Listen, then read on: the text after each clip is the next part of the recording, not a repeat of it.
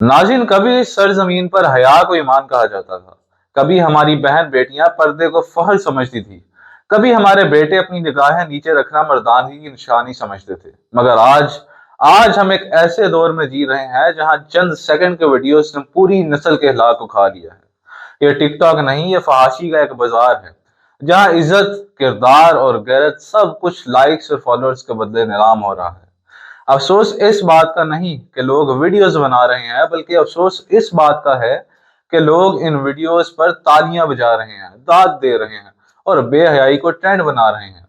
कभी हम बुजुर्गों के सामने सर झुकाकर बात करते थे, आज उसी जर जमीन के नौजवान माँ बाप के सामने वो वीडियोस बना रहे हैं जिन्हें देखकर शर्म आनी चाहिए। कुछ लड़कियां नाम निहाद शोहरत के पीछे अपनी पहचान खो रही हैं, और कुछ लड़के जो कल अपने घरों के मुहाफिज बनने वाले थे, आज उन्हीं घरों की इज्जत को मजाक बना चुके हैं। नाज़रीन, क्या यही तरक्की है? क्या यही आज़ादी है? नहीं, ये तबाही है।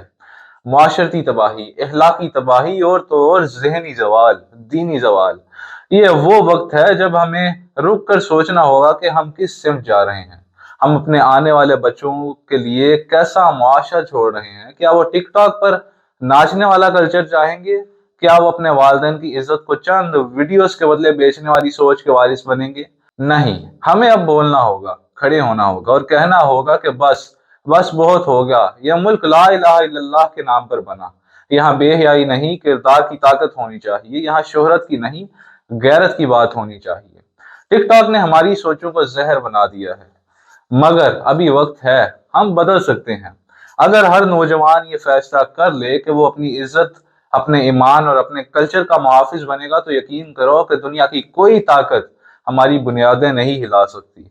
याद रखो, व्यूज खत्म हो जाते हैं, फॉलोअर्स बदल जाते हैं, मगर किरदार किरदार हमेशा जिंदा रहता है। शुक्रिया।